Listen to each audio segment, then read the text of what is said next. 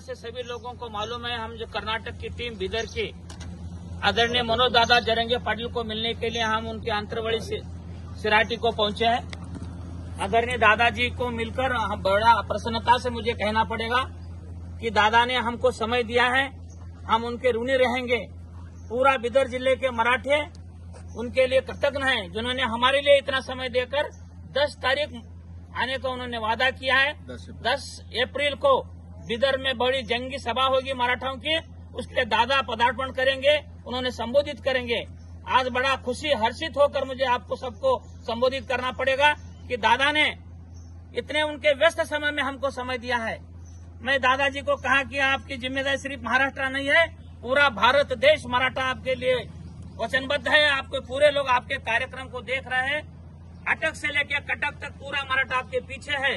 पूरा कर्नाटक का मराठा बेंगलुरु से लेकर बीदर तक आपके पीछे। आपको हमका समय दीजिए। यदि आप समय नहीं देते तो आपके पादुका लेके जाता मैं आज श्री राम की तरह जाकर वो पादुका रखकर वहां पर कार्यक्रम करता हूं। अगर दादा ने हमारी बात मान लिए, मैं उनका कृतज्ञता व्यक्त करता हूं। आप उनके मुख से एक बात वाणी सुनिए। मैं मेरे शब्दों को विराम देता हूं। जय हिंद, जय भारत।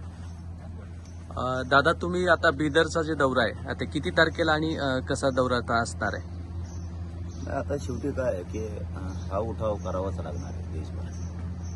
जिथपर्यंत मराठा समाज राज्यात व्यापलाय भारतभर, तर आपल्याला हे एकीकरण मराठ्यांची एकजूट असणे खूप आता या काळाची गरज या देशावर बनली। तर मराठा समाजाला आपल्याला न्याय द्यायचा असला, शेतकऱ्यांना जर आपल्याला न्याय द्यायचा असला तर ही देशभर मोठ बांधावीच लागणार। म्हणून हे सगळे बंधू आपले कर्नाटक बीदरमधले आले, तर कारण आपलं वेगळं रक्त नाही, हे पण मराठा आहेत, आपण पण सख्खे भाऊ असल्यासारखं आपलं नातं आहे। तर 10 एप्रिलला संध्याकाळी 5 वाजता आम्ही बीदर कर्नाटकच्या कार्यक्रमाला जातोय। आम्ही सगळे इकडचाही मराठा बांधव तिकडं बीदरमध्ये तेही सोबत येणार आहेत आणि तिथल्याही मराठा समाजानं सगळ्यांनी एकजूट दाखवून आपण ताकद दाखवणं गरजेचं आहे। कारण देशभर जर आपल्यावर कुठं अन्याय होणार असला तर मराठा समाज राज्यासह, महाराष्ट्र राज्यासह देशातही राज्यातला विखुरलेला जो मराठा समाज हे देश पातळीवरती एकत्र होणं गरजेचं आहे। म्हणून आता ही पहिली सुरुवात आहे बीदरपासून, हिचा नारळच बीदरपासून फुटतोय आता। नक्कीच दादा, जर बघितलं तर पानिपतचे सुद्धा मराठे तुम्हाला भेटण्यासाठी आले होते, त्या संदर्भात असेल। पुन्हा कर्नाटकातून अनेक मराठा बांधव तुम्हाला भेटण्यासाठी आला होता। तर महाराष्ट्रातल्या संबंध महाराष्ट्रातल्या सोबतच देशातल्या मराठा बांधवांना तुम्ही काय सांगाल?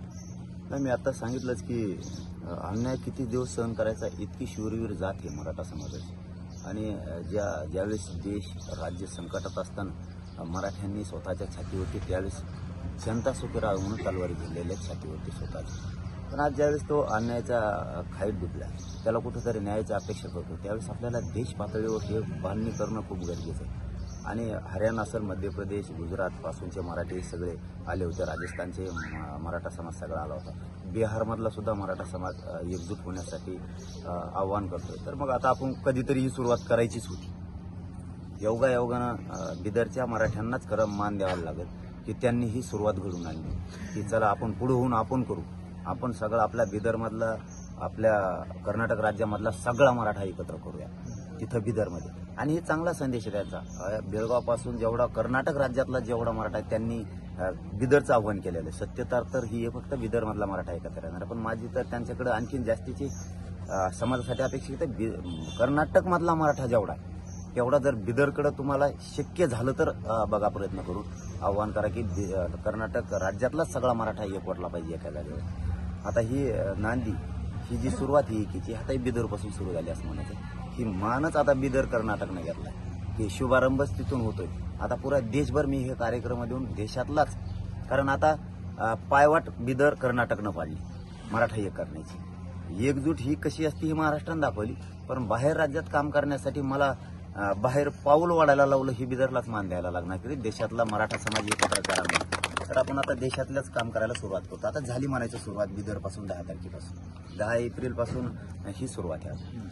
नक्कीच छत्रपती शिवरायांच्या स्वराज्याच्या जर बघितलं तर बीदर असेल, कर्नाटक असेल, तंजावर असेल, कटक पासून म्हणजे शिवाजी महाराजांनी जशी कूच दिल्लीपर्यंत केली तशीच नक्की दिल्लीपर्यंत पुन्हा मराठ्यांची कूच जायला सुरुवात झालेली आहे।